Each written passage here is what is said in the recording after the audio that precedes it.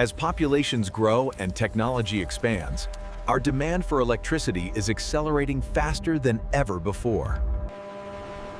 Silicon is the second most abundant element in Earth's crust, locked inside ordinary rock. To free it, manufacturers begin in quartz mines, where high-purity silica is extracted on an industrial scale. Not all quartz is equal. Solar-grade silicon demands extremely low contamination. At this stage, the material is silicon dioxide, silicon tightly bound to oxygen. Once sorted, the quartz begins its journey to one of the most extreme industrial environments on Earth. Inside electric arc furnaces, temperatures soar beyond 2,000 degrees Celsius. Carbon strips oxygen from the quartz, freeing silicon through a process called carbothermic reduction. What emerges is metallurgical-grade silicon, pure enough for metal alloys, but still far from ready for solar cells. This silicon may look pure, but for solar cells, it is still chemically imperfect. Even trace amounts of iron, aluminum, or carbon can cripple a solar cell's performance. To remove these impurities, silicon must be transformed chemically. Inside sealed reactors, silicon reacts with hydrogen chloride to form trichlorosilane, a volatile, purifiable gas. By repeatedly boiling and condensing this gas, impurities are separated molecule by molecule. The purified gas is then decomposed, depositing ultra-pure silicon onto heated rods. Layer by layer, silicon reaches a purity of more than 99.9%.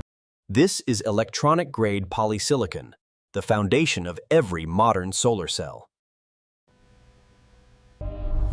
The efficiency of a solar cell is shaped long before electricity ever flows, at the atomic level.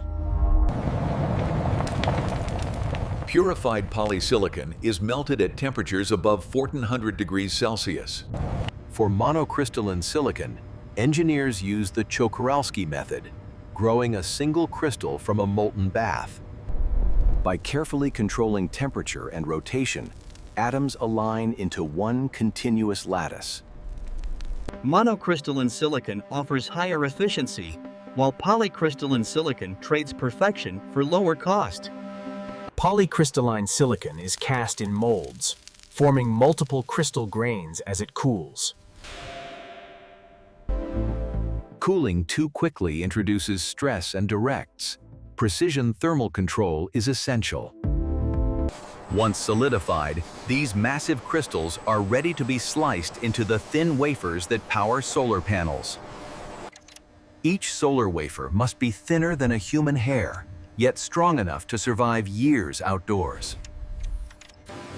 Before slicing begins, ingots are shaped to maximize usable surface area. At the heart of the process, diamond wire, strong enough to cut one of Earth's hardest materials.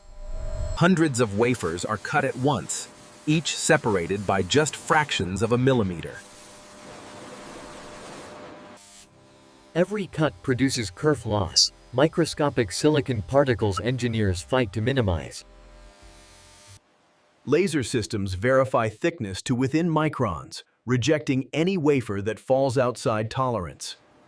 Automation protects wafers too fragile for human hands. Flat, uniform, and precise, these wafers are ready to be engineered at the microscopic level. A perfectly smooth surface may look ideal, but to light, it acts like a mirror. Every reflected photon is energy lost, never converted into electricity. To trap light, engineers reshape silicon at a microscopic scale. Chemical etching creates millions of tiny pyramids, each designed to redirect light inward. Instead of escaping, photons bounce repeatedly, dramatically increasing absorption. These reactions demand absolute control, both for precision and safety. Ultra-pure water halts the reaction, locking the surface geometry in place. With light now trapped, the silicon is ready to be engineered for electrical flow. Pure silicon is stable, but electrically it is almost useless. To make it conductive, engineers introduce precise amounts of foreign atoms.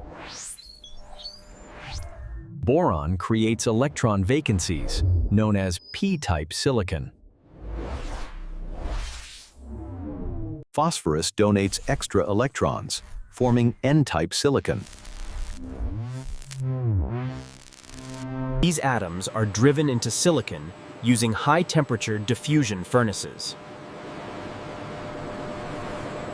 Where p-type and n-type layers meet, an electric field is born. This internal field forces electrons to flow in one direction, creating usable current. Now electrically active, the cell is ready to be optimized for light absorption. That deep blue color isn't cosmetic. It's engineered to reduce reflection. Uncoated silicon reflects too much light. Coated silicon absorbs more. The most common solution is silicon nitride, a thin layer only nanometers thick. In a PECVD chamber, gases react under plasma to deposit the coating. Plasma breaks molecules apart, allowing atoms to settle and form a uniform layer. Thickness must be controlled at the nanometer level.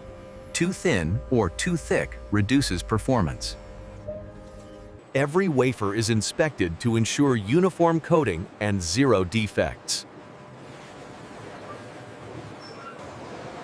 With reflection minimized, the cell is ready to collect and channel electricity. A solar cell generates electrons, but without a pathway, that energy is trapped inside the silicon. To collect current, manufacturers print thin metallic grid lines onto the surface using screen printers. The paste is a mixture of silver particles and conductive binders, designed to flow, adhere, and conduct.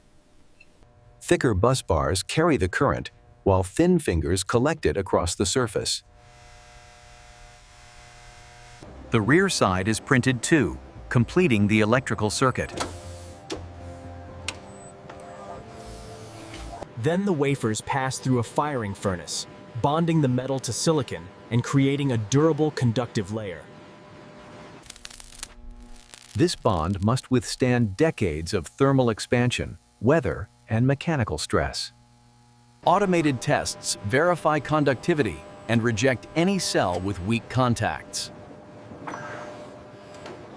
A solar cell's true value is revealed only under light. Real sunlight is simulated inside specialized testing labs. Flash testing exposes cells to intense, simulated sunlight for milliseconds. Sensors measure voltage, current, and efficiency, calculating the cell's power output. Cells are graded and sorted. Only the best become premium panels. Any microcrack or impurity can reduce output or cause failure years later.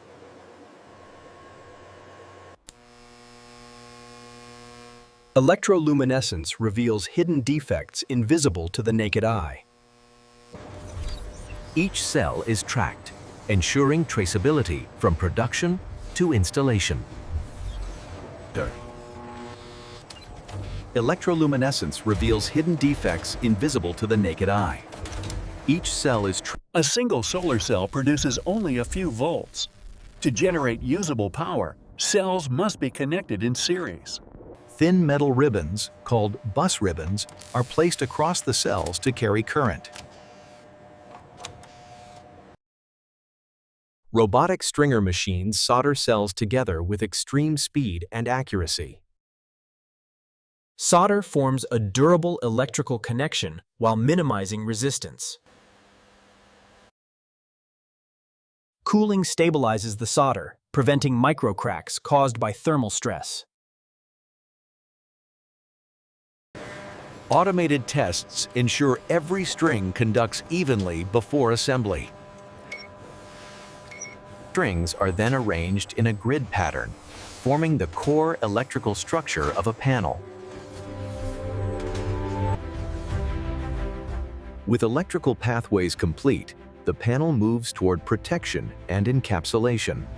A solar panel is not just cells. It's a layered system engineered for strength, weather resistance, and long-term performance. EVA is a polymer film that bonds the layers together and protects cells from moisture. Robotic systems stack the layers with micron-level precision to prevent warping and misalignment. Sensors monitor alignment, and pressure rollers remove air gaps that could reduce efficiency. Heat and pressure melt the EVA, bonding the layers into a single solid structure. Cooling solidifies the EVA, creating a durable seal that protects cells for decades.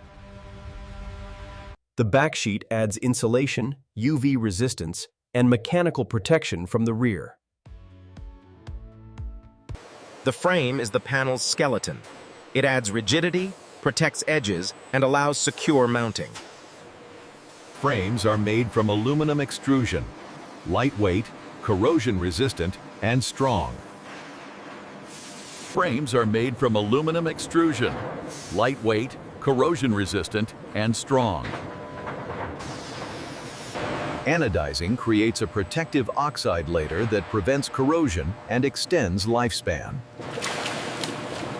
Corner keys lock the frame together, creating a rigid, sealed structure.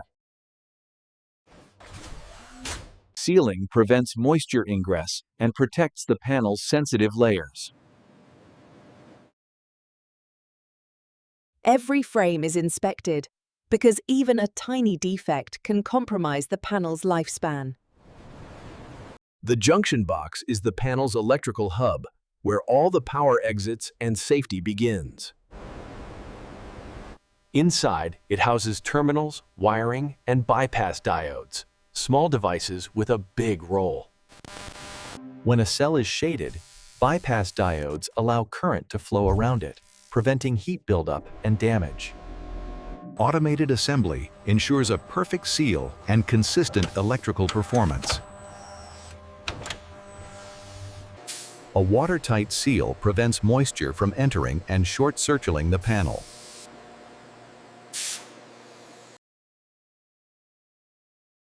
Cables are secured with strain relief to prevent stress and disconnection over time. Testing verifies insulation, polarity, and safety, ensuring no leakage current or faults. Only perfectly sealed junction boxes pass because electrical safety is non-negotiable. Before leaving the factory, every panel must prove its performance under controlled sunlight simulation. Flash testing simulates sunlight in milliseconds to measure the panel's true output. Engineers analyze the IV curve to determine maximum power point and efficiency. Panels are graded and labeled with their exact wattage rating. A final EL scan ensures lamination didn't introduce new defects. Panels are exposed to extreme heat and cold to test durability over decades. Each panel receives a unique serial number and certification label for traceability. Only panels that pass every test earn the right to leave the factory. A solar panel is strong, but shipping exposes it to shocks, vibrations, and temperature changes. Corner guards protect the fragile edges from cracking during handling.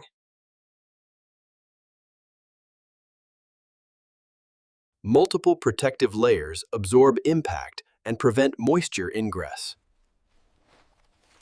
Panels are palletized and strapped to prevent shifting during transport. Packaging is tested to withstand road vibrations, drops, and handling impacts. Storage conditions are controlled to prevent moisture buildup and degradation. Pallets are loaded carefully to maximize space and minimize movement. Solar panels are built to last, but even the best systems need maintenance to keep efficiency high. Dust, pollen, and bird droppings can block sunlight, reducing power output. Proper sealing prevents leaks because a solar system should never compromise the roof. Monitoring systems track performance in real time and detect faults instantly. Clamps hold panels firmly, yet allow slight movement to prevent stress during temperature changes. Cables connect in series and parallel, then route to a combiner box for safe electrical management. The inverter converts DC power from panels into usable AC electricity for the building. Final testing confirms system performance and safety, ready to deliver clean energy for years.